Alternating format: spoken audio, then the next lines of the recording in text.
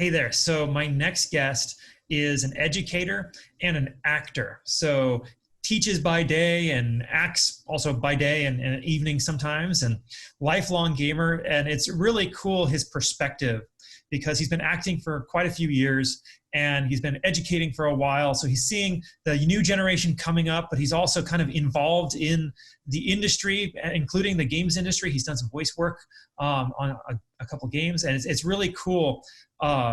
This kind of melding of these different industries. So I really think you guys are going to enjoy this one.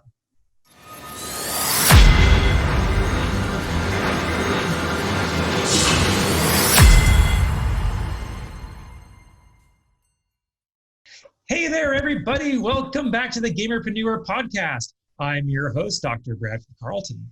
Today I have a very special guest with us. I have Jeremy Frutkin. Hey there, Jeremy. How's it going? Hey, Brad. Things are going wonderful. How about yourself? It's a beautiful sunny day in Las Vegas. How about yourself? Oh, can't beat that. I'm down here outside of Charleston, South Carolina. It's definitely sunny and already hot. Oh, absolutely. All right. So, Jeremy, why don't we just jump right into it and you tell us a little bit about yourself? Sure. So my name is Jeremy Frutkin.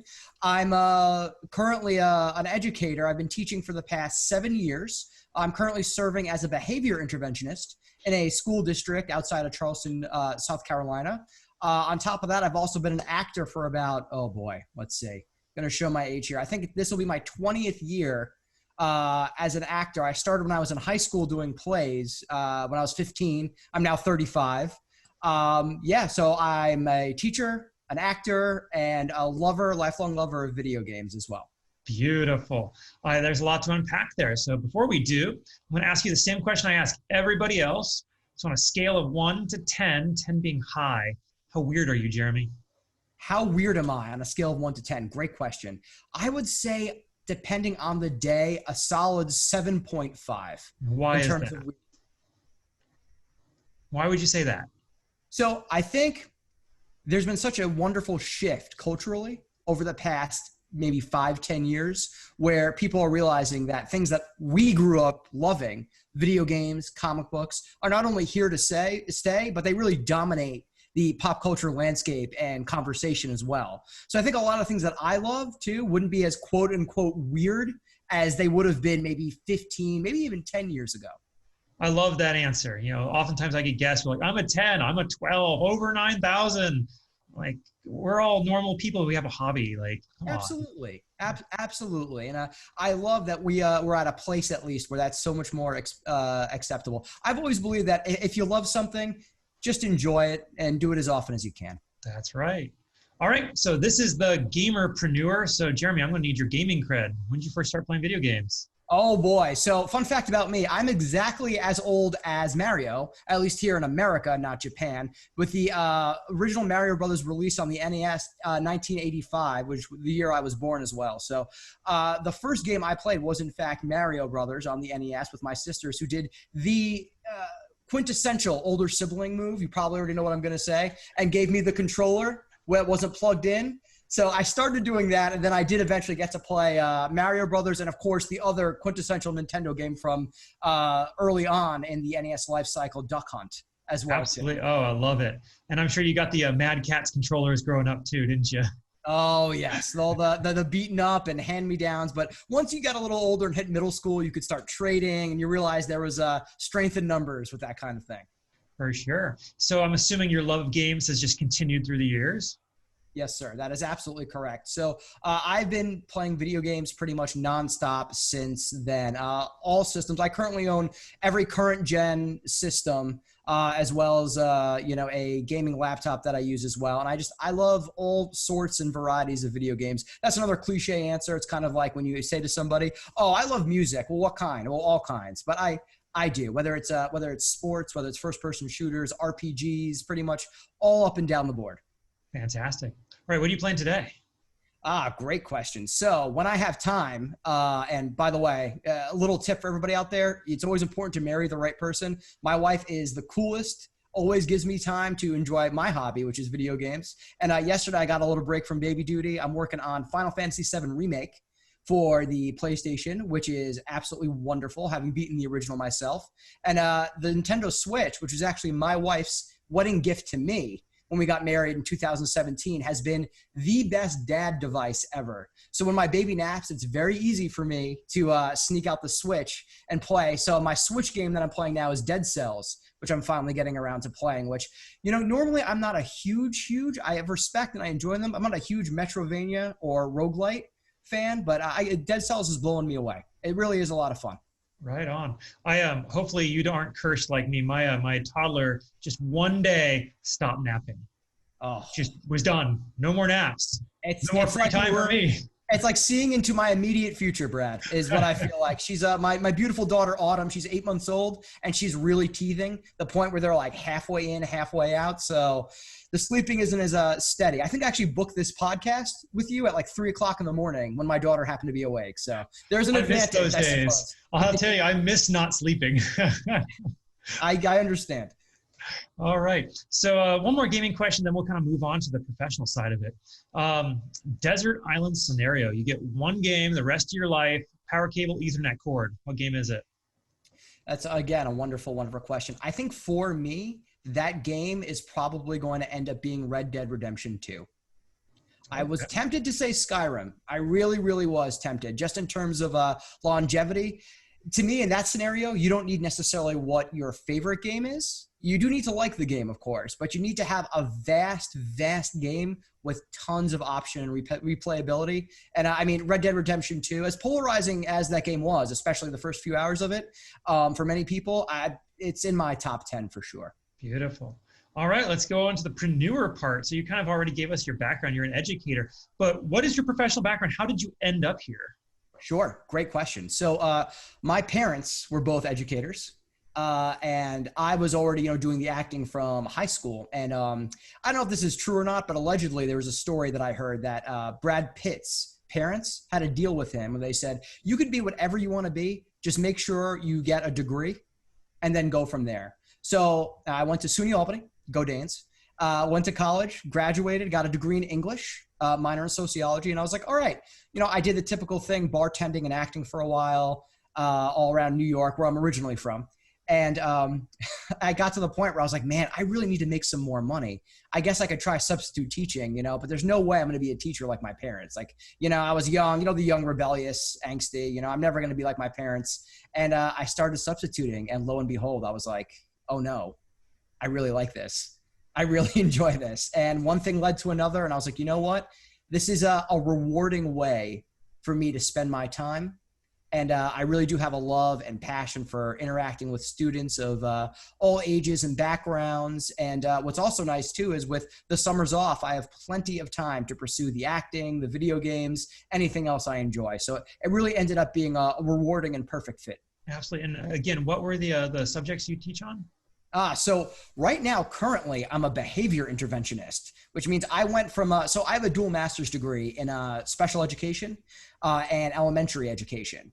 So that I was a classroom teacher and a special ed teacher for many years. I worked in, standard public classrooms. I worked in private schools. I worked in children's hospitals. And from my background and my performance actually teaching math in my school, this past year at an elementary level, they needed a position for a behavior interventionist, which is basically helping, kids who need guidance and need a little more structure and reinforcement. So I'm actually the school's first ever behavior interventionist. This was my first full year, that I don't know if anybody had a full year, all things considered, but that's how I landed at this job that I'm in now. Oh, that's so wonderful. All right. So what are some challenges in this position? Obviously, you're dealing with kind of like the tougher end of the educational system. Certainly. Yeah, it's tough. It's because you really do want to help everybody.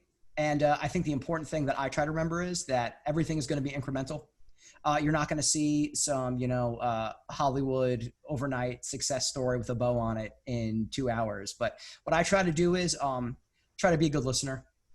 The fact that I like video games helps a lot, let me tell you, because sometimes when a kid is really annoyed, just needs to take a break, I can literally do what you just asked me, Brad, and just go, hey, what have you been playing recently? And, if they don't know me and it's the first time I say that to them, they're taken aback being like, you're a grown up. Like, that's unbelievable to me. So we have a common bond, and as long as you can find some commonality with people, no matter their size or age or whatever, usually I find that things are a lot better going from there. Absolutely. All right. So I want to talk about the acting side of it here in a second, but like my goal for the show is always to try to give people options. Maybe there's some position out there, some job out there they hadn't ever considered. So how does somebody get into your line of work? Sure. In terms of the teaching and education? Yes. So, you have to obtain a degree, a teaching degree, and go through a bunch of testing and hoops. But that's something that I'm not going to say that anybody can do, but with enough resolve, that's something that's, I think, achievable, all things being equal, as they sometimes are, not always, I suppose. But what really is important, if you really want to be a teacher, do what I begrudgingly did all those years ago and start by substituting. Go talk to your local schools, be like, hey, do you have a sub list? What are your requirements to be a substitute? And actually get in there, because I feel like I learned a lot, don't get me wrong, studying textbooks and theories and everything. But once you're actually in an educational environment, all those theories and everything that you've learned cannot hold a candle to day-to-day on-the-job experience and just being there and just interacting with all these students from different backgrounds, different walks of life, who have different needs, different personalities. So my advice is just get in there as soon as you can and see if you like it and see if it's for you. Absolutely. Like, what is the biggest surprise you have found on the teaching side? The biggest surprise I found, I honestly think it's that kids and adults, there really is not as huge a difference as I originally thought there were. And that sounds like a slight against adults at first. Don't get me wrong. No, it's not. I actually believe that their personality crystallizes at 15. So when you're the same person in high school as you are as an adult. Yeah, I think there may certainly be a lot of truth to that, Brad, for sure. I stopped looking at children as children, and I just started looking at everybody as people. And as soon as I did that, I found that things got a lot better on all fronts. Okay, fantastic. All right, let's talk about the acting side. So what do you do there? Sure. So I've been acting since I was 15 years old. I started by doing all of my high school plays and all of that good stuff. Was signed to you too? I did 8th grade drama class. Lead of our 8th grade drama play that year, Winnie the Pooh. Look at you. What did you play in Winnie the Pooh? That's awesome. Winnie the Pooh. Look, I got a star right here in front of me. A leading man. That's amazing, Brad. That's amazing.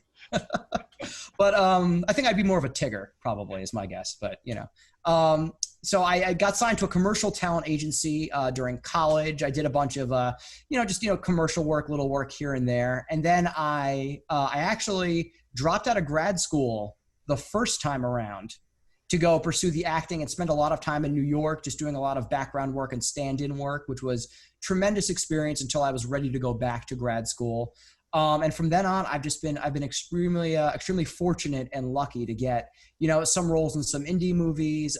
You might have heard my voice in some video games, which has been a dream come true for me as well. And I'm currently signed to a talent agency down here in Charleston called Coastal Talent, where, they have me auditioning and working on everything from, film to TV to commercials. So just to be able to be working in any capacity all these years later, to me, is something I try to remain grateful for. Absolutely. That is so cool. How different is it to do the voice acting as opposed to the on stage or in-person acting? Because obviously like 70% of communication is through body language. Sure. And it's funny. One of my biggest pet peeves is when people call themselves a voice actor. Because to me, there's no difference ostensibly no difference within yourself between acting. You're 100% right, because I've done a bunch of off-Broadway theater shows to closed set television, and those are completely different night and day, as is doing voiceover work. So it is different, but really the differences should be as external as possible. As long as what you're doing is truthful and you're preparing the same way, there should really be little difference aside from the volume of your voice and your external environment. If you can get a handle on everything else, I feel like acting is acting. All right. Have you been able to work with any big names? Yeah, I've been very, very fortunate, especially in the video game community. I guess the biggest game that I've worked on was a game called Rad Rogers, which ended up coming out for all current gen platforms. And the lead of that was actually John St. John, who is the voice of Duke Nukem. And I got to tell you, he could not have been more wonderful. We still email back and forth every couple of weeks or couple of months or so, when he basically said to me, hey, listen, if you ever need any advice, any tips on like demo reels and stuff with voice acting. So he's been such a cool kind of mentor figure to me as well, which was so wonderful to hear and see, just to see somebody go out of their way like that too. So really wonderful experience. That is so great. And it wasn't luck that got you there. What ended up getting there? Was it just your agent, or are you just putting in the time and the effort and getting your resume built? Time and effort, you know, and an agent, a lot of people think that, oh, I have an agent, they'll go get the work for me.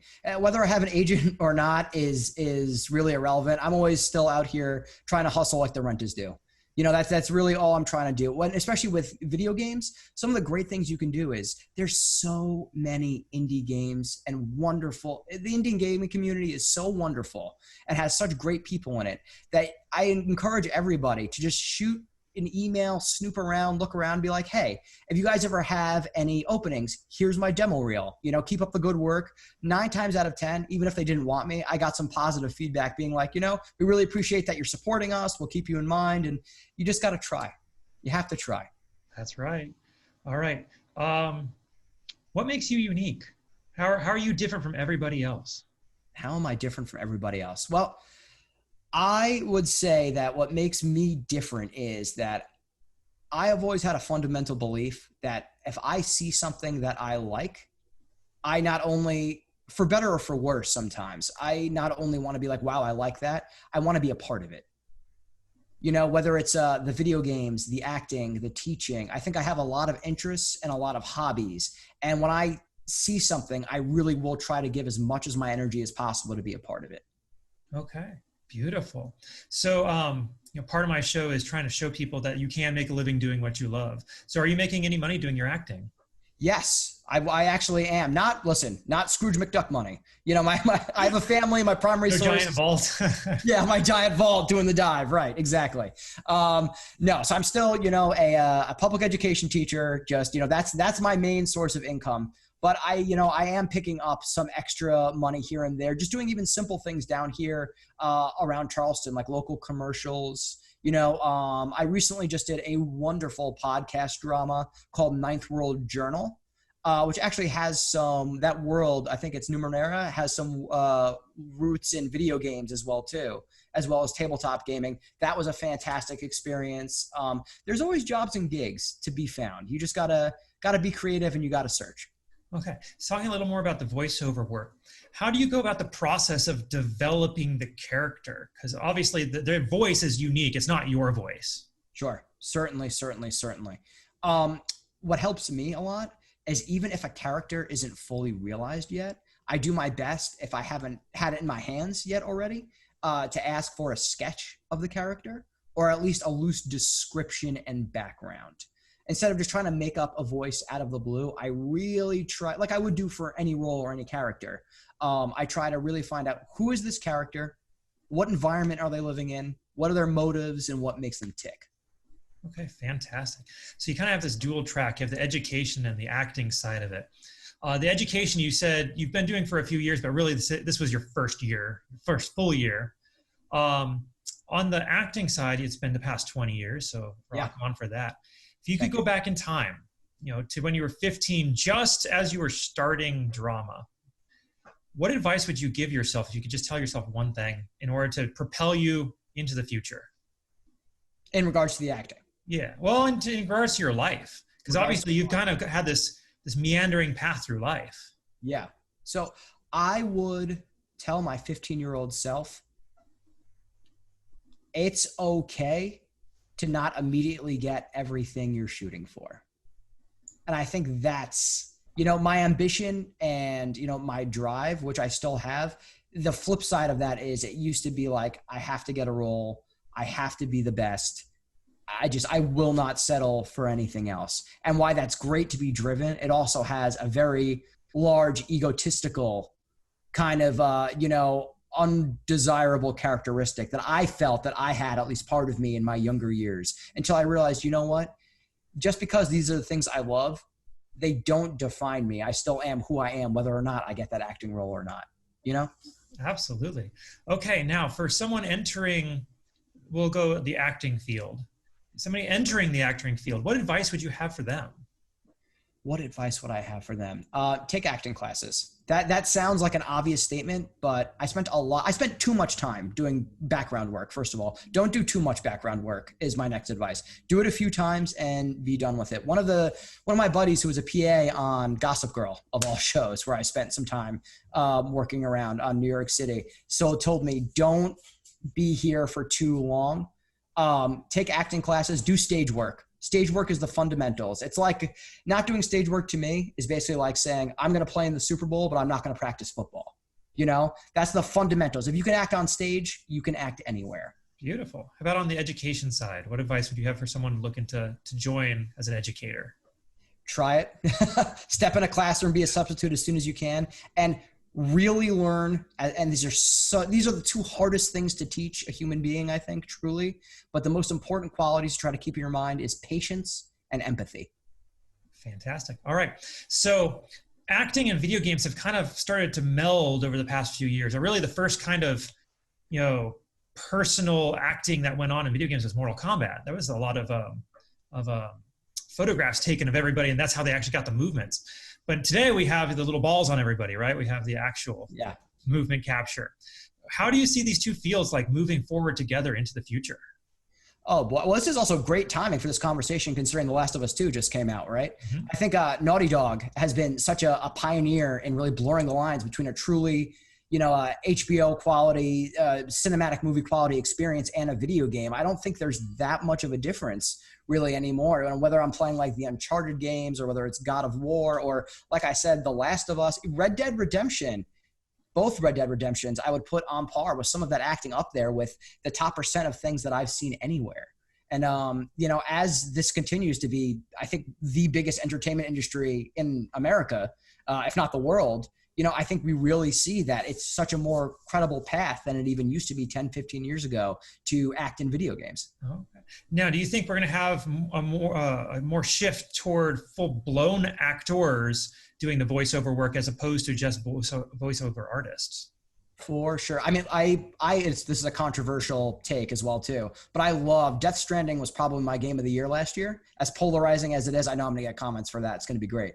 But look at that cast for an example. That's a perfect example of that. We saw several high quality known actors jump on board for a project like that. And I do think we're going to see more and more of that. I really do. Beautiful. All right. I want to pull back and talk about you if we can for a second.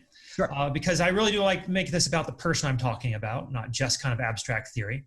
But I believe that we learn the most from our failures, not necessarily our successes in life, because our failures cause us to have to pick ourselves up, dust ourselves off, and figure out what went wrong in order to avoid it in the future. So I'm going to ask you, what is your biggest failure in life and what did you learn from it? My biggest failure in life was the amount of time that I wasted being upset or angry when things didn't go my way, either personally or professionally. I wasted so much time and so much energy being angry, feeling sorry for myself, when really what I should have learned, and I finally learned now, is to just dust yourself off, keep going. Keep going. I mean, that's a hard thing to learn. And you could argue you can't even learn that until you've lived the other side of it for a while. Certainly. All right. Now, what is something that you're working to improve on in yourself? I need to learn how to still take it easy. I have a lot of trouble with downtime and just relaxing. I've gotten better at it, but I feel like I'm always working on a project. I created a whole little ClickVenture indie game over the past few months instead of sleeping, because when my daughter napped, I was being these engines just kind of creating this video game. And I wanted to use this time where I was working from home, and I had some extra time to do that. But, I paid the price. I was just exhausted all the time. And it gets to a point where I was like, what am I doing here? What am I doing to myself? There's nothing wrong with that. After my daughter was born, I was getting 3 hours of sleep per night. And then she finally started sleeping at night. I was getting 4 hours of sleep. I'm like, I'm so refreshed. Let me go work. That's exactly how I felt. I was like, I'm getting like 4 or 5 hours of sleep. I'm good now. This is great. All right. I love it. Okay. Now, this is kind of a fun question. What is something that people misunderstand about you when they first meet you? I think something that gets misunderstood too is about me when they first meet me is that I'm always enthusiastic and happy. I think is probably it. And I think maybe that comes from the teaching and kind of like the persona that I put forward as well too. But I think that the fact that like, oh, nothing bothers him anymore. And a lot of that probably stems from all of my past behaviors and past failures. I think I definitely have been told that it's like, oh, he's always got a smile on his face. He's always happy. And that's true to an extent, but no human being is truthfully like that. No healthy human being is truthfully like that. It's okay to be upset and to be angry. Absolutely. All right, Jeremy, this has been wonderful. How do people find you? Where are you at in social? So on Twitter and Instagram, you can reach out to me at jaydotcreates, which is jaydotcreames. And if you're interested in checking out that indie game I made, you can check it out on itch.io. It's called Stand Up Simulator, which is from the desire I've always had to not only make a game, but also do stand-up comedy. So I did that from the couch, which was fun. But it's so Stand-Up Simulator, my profile there is jaydotcreates, which is jaydotcreates. Beautiful. All right. Now, do you have any final thoughts you want to share with us or anything I didn't ask you think we still need to cover? This has been wonderful. I love the podcast. I love that you're giving so many people a chance to share their stories. I've really been enjoying it. Thank you so much. I appreciate it. All right, Jeremy Frutkin, thank you so much for coming on with us today. Thank you for having me, Brad. I hope to talk to you again soon. Absolutely. Now, everybody else, I'm going to remind you, don't be just a gamer, be a gamerpreneur.